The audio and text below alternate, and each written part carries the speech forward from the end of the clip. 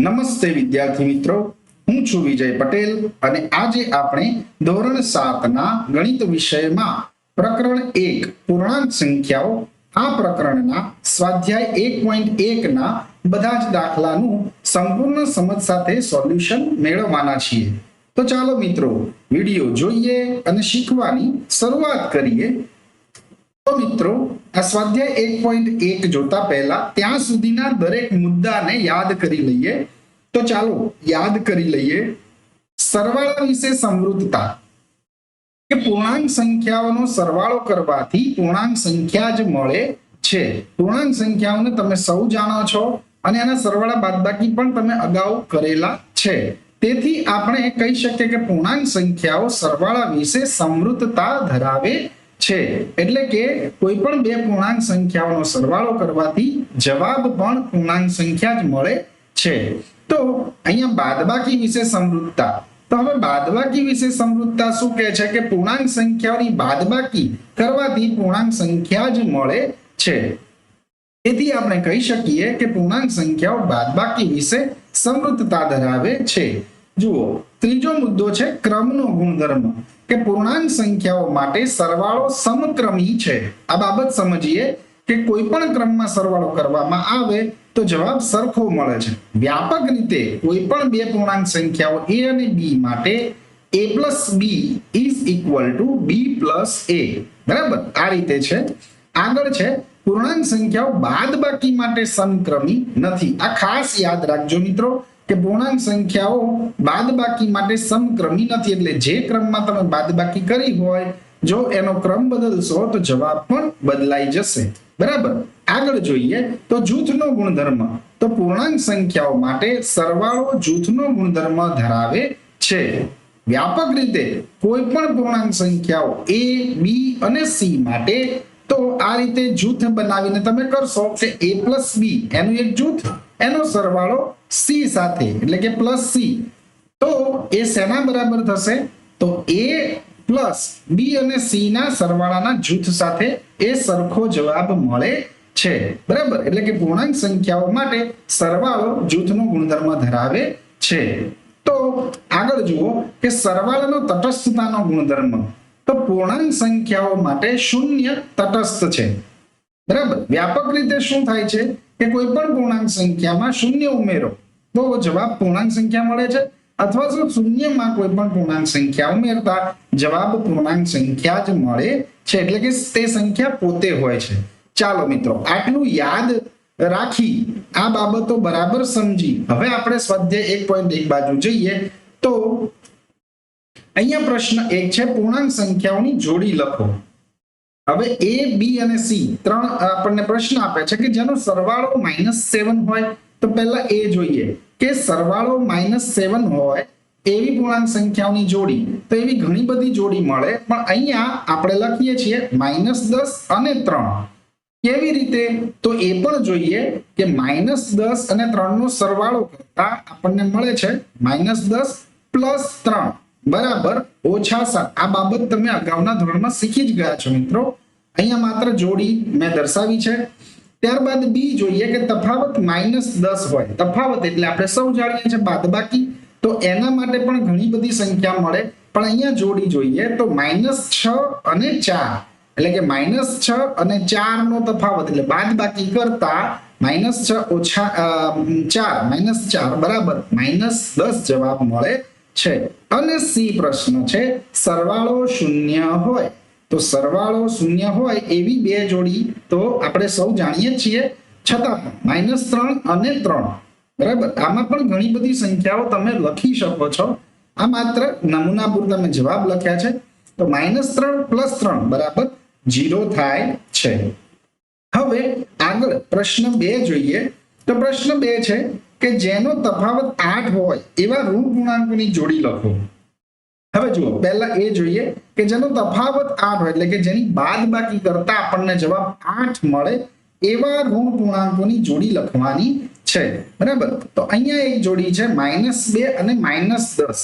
હવે આનો તમે તફાવત લેશો એટલે કે બાદબાકી કરશો તો આ રીતે લખાશે -2 - કૌંસમાં -10, બરાબર. હવે કૌંસ દૂર કરતા કંઈક આ રીતે થાય છે, -2 + 10 = 8, બરાબર. હવે બી જોઈએ કે જેનો સરવાળો -5 હોય એવા ઋણ પૂર્ણાંક અને ધન પૂર્ણાંક લખો. જુઓ, જેનો સરવાળો -5 મળે એવી બે સંખ્યાઓ કે જેમાં એક પૂર્ણાંક છે ઋણ હોય અને બીજો ધન હોય, તો એ જોડી છે -6 અને 1, બરાબર. હવે એનો તમે સરવાળો કરશો તો -6 + 1 = -5 થાય છે. અને સી છે કે જેનો તફાવત -3 હોય એવા ઋણ પૂર્ણાંક અને ધન પૂર્ણાંક લખો, બરાબર. આગળ સરવાળો જોયો, અહીંયા તફાવત એટલે કે બાદબાકી જેની -3 થાય એવા ઋણ પૂર્ણાંક અને ધન પૂર્ણાંક, તો એ આ છે -1 અને 2. હવે આનો તફાવત તમે લેશો તો -1 - 2 = -3, બરાબર. આ સરવાળા બાદબાકી તમે અગાઉના ધોરણમાં શીખી ગયા છો મિત્રો.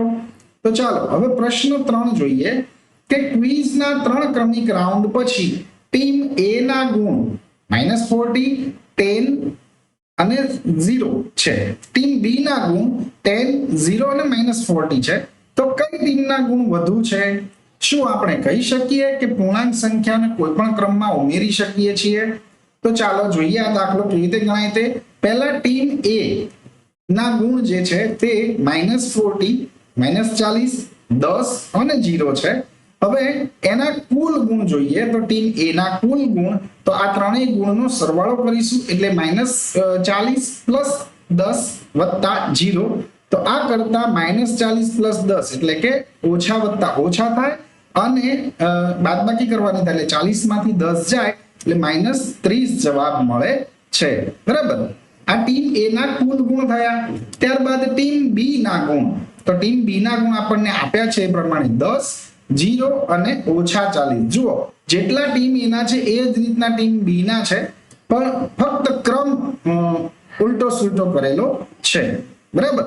તો હવે ટીમ બી ના કુલ ગુણ, તો એ ટીમ બી ના કુલ ગુણ માટે સરવાળો કરીએ તો 10 + 0 + -40 થાય. હવે આ કૌંસ ખોલતા અહીંયા આપણને આ રીતે જવાબ મળે છે 10 + 0 -40, બરાબર. હવે આ કરતા આપણને જવાબ મળશે -30. ઓકે, તો તમે જુઓ છો કે ટીમ બી ના કુલ ગુણ પણ -30 થાય છે, ટીમ એ ના કુલ ગુણ પણ -30 જ થાય છે, બરાબર. એટલે કે બંને ટીમના ગુણ સમાન છે, બરાબર. હવે અહીંયા આપણે એ બાબત પણ જોઈ ગયા કે સરવાળાનો ક્રમ આપણે બદલાવ્યો તો પણ જવાબ તો એક સરખો જ મળ્યો છે. માટે આપણે લખી શકીએ કે હા, આપણે કહી શકીએ કે આપણે પૂર્ણાંક સંખ્યાઓને કોઈ પણ ક્રમમાં ઉમેરી શકીએ છીએ. આ રીતે આ પ્રશ્ન 3 નો જવાબ થાય છે. હવે આગળ જોઈએ મિત્રો, તો પ્રશ્ન 4 છે કે નીચે આપેલા વિધાનોને સાચા બનાવવા માટે ખાલી જગ્યા પૂરો. તો હવે નીચે આપેલા વિધાનો જે છે એમને સાચા બનાવવા, જો અહીંયા આપણે જે બાબતોને યાદ કરી એ જ બાબતનો ખૂબ જ સારી રીતે ઉપયોગ કરીએ તો અહીંયા ગણતરી બહુ જ ઓછી કરી અને તમે સીધો જ જવાબ કહી શકશો. જુઓ, એમાં પહેલો પ્રશ્ન છે -5 + -8 બરાબર -8 + ખાલી જગ્યા. તો આપણે આ બાબત જોઈ ગયા છીએ કે સરવાળાનો ક્રમ બદલવાથી એના જવાબમાં કોઈ ફેર પડતો નથી. સરવાળો સમક્રમી છે, તો અહીંયા પણ આપણે સીધો જ જવાબ જોઈને લખી શકીએ છીએ કે -5 આવશે.